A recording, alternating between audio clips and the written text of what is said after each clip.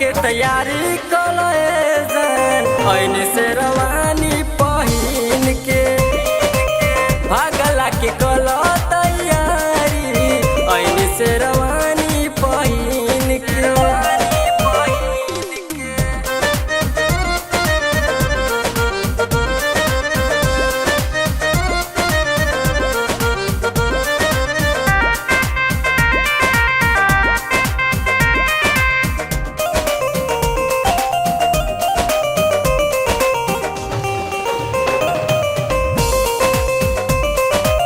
घरवा से अपने तू बाहर जे अइहा मेन रोड धके हमके फोनवा मिलैया मेन रोड धके हमके फोनवा मिलैया।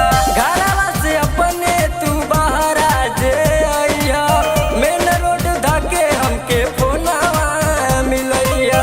पाँच के से नूर लिहा में हदनपुर पैसा दिया धन गिन के भागे के तैयारी कल से रवानी पहिन के भागला के कल तैयारी शादी वाला जोड़ा पहिन के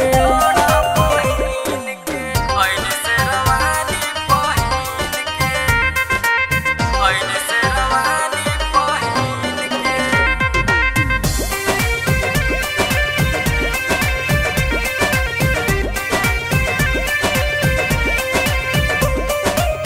छलिया के भेष धके आइब शहर हो का केहू बिगाड़ी हमर मऊ हवे घर हो का केहू बिगाड़ी हमर मऊ हवे घर हो।